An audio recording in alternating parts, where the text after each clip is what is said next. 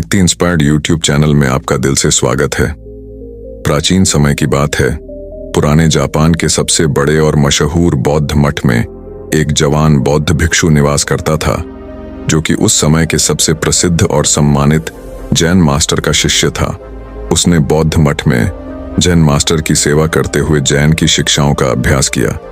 यह युवा भिक्षु होशियार, मेहनती और अपने कार्यों में ईमानदार था। उसने जैन मास्टर की शिक्षाओं का पूरा अभ्यास किया और पूरी ईमानदारी से उनका पालन किया। वह कभी भी अपने गुरु को शिकायत का कोई मौका नहीं देता था, इसीलिए जैन मास्टर भी उससे बहुत खुश और संतुष्ट थे। एक दिन जैन मास्टर ने अपने शिष्य को एक बहुत ही जरूरी कार्य देने का निर्णय किया।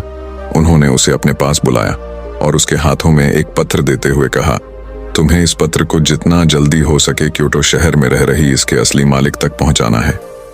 लेकिन याद रहे, किसी भी हालत में यह पत्र तुमसे खोना नहीं चाहिए और ना ही किसी दूसरे व्यक्ति के हाथ लगना चाहिए। इस पत्र को जल्द से जल्द इसके सही मालिक तक पहुंचना जरूरी है, क्योंकि इसमें हजारों लोगों की जीवन और मौत का सवाल है। मास्टर का आदेश मिलते ही वह बिना एक क्षण गंवाए अपने कार्य में लग गया। उसने रास्ते के लिए खाना लिया, अपनी तलवार उठाई और घोड़े पर सवार होकर निकल पड़ा। पत्र को उसके मालिक तक पहुंचाने के लिए वह अपने घोड़े को तब तक तेजी से दौड़ाता रहा जब तक वह एक बड़ी सी नदी के किनारे नहीं पहुंच गया, जिसे पार करने के लिए एक संकरा सा पुल बना हुआ था। उस पुल के दूसरी तरफ एक समुराई योद्धा अपनी तलवार लिए हुए खड़ा था, जिसने पहले 100 लोगों से युद्ध करने की कसम खा रखी थी। उसने वहां से गुजरने वालों के साथ युद्ध करके उन्हें मौत के घाट उतार चुका था। अब वह बेसब्री से प्रतीक्षा कर रहा था, जिसे युद्ध में मारकर वह अपनी प्रतिज्ञा पूरी कर सके। जैसे ही उस बौद्ध भिक्षु का घोड़ा उस पुल पर चढ़ता है, सामुराई अपनी गरजती हुई आवाज में बोलता है, तुमने पुल पर कदम रख दिया है, इसीलिए अब तुम्हें मुझसे युद्ध करना होगा। अपनी तलवार निकालकर वह गरजते हुए बोला, मरने के लिए तैयार हो जाओ। अपनी मौत को अपनी तरफ आता देख बौद्ध भिक्षु अंदर ही अंदर बहुत डर गया, लेकिन तभी उसे अपने गुरु की बात याद आती है कि पत्र बहुत महत्वपूर्ण है और यह किसी दूसरे व्यक्ति के हाथ नहीं लगना चाहिए। वह समुराई से पत्र की महत्ता के बारे में बताता है और उससे प्रार्थना करता है कि वह उसे उसके गुरु तक वापस पहुंचा देने दे, और वह वचन देता है कि पत्र वापस करने के बाद वह अवश्य उससे युद्ध करने वापस आएगा। सामुराई योद्धा उसकी बात मान लेता है और उसे वापस जाने देता है। वह पूरे रास्ते भर उस पुल पर हुई घटना के बारे में सोचते सोचते वह कब आश्रम पहुंच जाता है उसे पता ही नहीं चलता। आश्रम पहुंचते ही वह तुरंत जैन मास्टर के पास जाता है और उन्हें सारी घटना को सुनाता है कि इस उम्मीद में कि मास्टर उसकी मदद करेंगे। लेकिन पूरी बात सुनने के बाद मास्टर सिर्फ इतना ही बोलते हैं, मेरे पास ऐसा कोई उपाय नहीं है जिससे तुम एक समुराई योद्धा को तलवारबाजी में हरा सको, इसीलिए तुम्हारी मौत निश्चित है। लेकिन हाँ, मैं तुम्हें मृत्यु का सामना करने का सबसे अच्छा तरीका जरूर बता सकता हूं। जब तुम उस पुल पर पहुंचे तो अपनी तलवार को अपने सर के ऊपर उठाना और अपनी आंख बंद कर लेना और पूरी शांति के साथ खड़े होकर प्रतीक्षा करना। जब तुम्हें महसूस हो कि कुछ ठंडी चीज तुम्हारे सिर को छू रही है, तो यही तुम्हारी मृत्यु है। इसके बाद वह नौजवान बौद्ध भिक्षु दोबारा अपने सफर पर निकल पड़ता है। इस बार वह अपनी मौत का सामना करने के लिए पूरी तरह से तैयार था। ना उसके अंदर कोई घबराहट थी और ना ही किसी प्रकार का डर।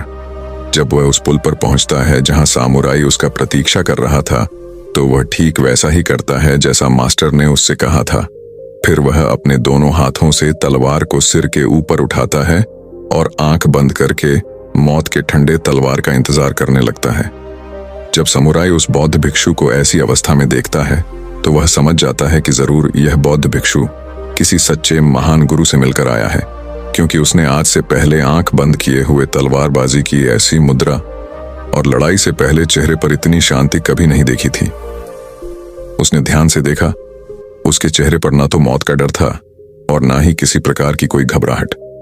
उसने अपनी तलवार नीचे रख दी और अपने घुटनों पर बैठकर हाथ जोड़कर कहने लगा, महान गुरु, मुझे मेरे इस मूर्खतापूर्ण दुस्साहस के लिए माफ करें और अपना शिष्य बनाएं, ताकि मैं आपसे अद्भुत तलवारबाजी की कला सीख सकूं। मुझे माफ करें, मेरे से गलती हो गई। मेरे अंदर लड़ने की हिम्मत है, लेकिन शांत रहने की नहीं। आप मुझे शांत रहना सिखाएं दोस्तों।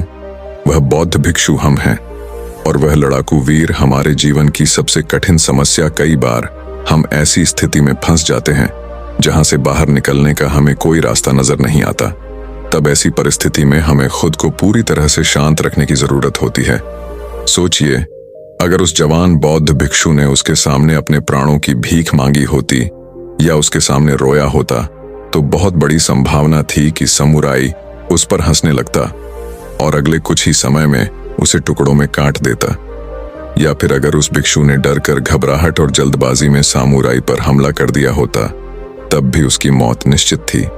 लेकिन उस नौजवान ने इतनी शांति और स्थिरता के साथ उस सामुराई का सामना किया और इतने उच्च कोटि के आदर्श जिनका परिचय दिया कि उस समय वह उस समय से भी बेहतर हो गया, और परिणाम स्वरूप उसके सामने चुप हो गया, क्योंकि एक समुराई होने की वजह से उसने तुरंत यह महसूस कर लिया कि उसका सामना उससे भी अधिक जेन का अभ्यास करने वाले से हुआ है।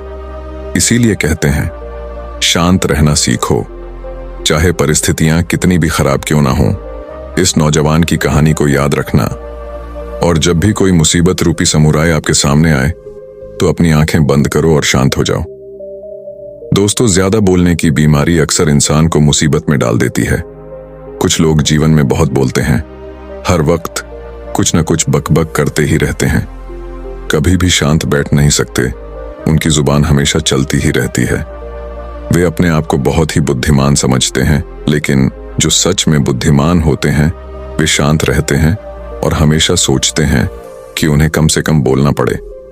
बेवकूफ इंसान बहुत बोलता है, वह कभी शांत नहीं रहता और अंदर से इतने चंचल होता है कि न चाहते हुए भी वह हमेशा कुछ न कुछ बोलते ही रहता है।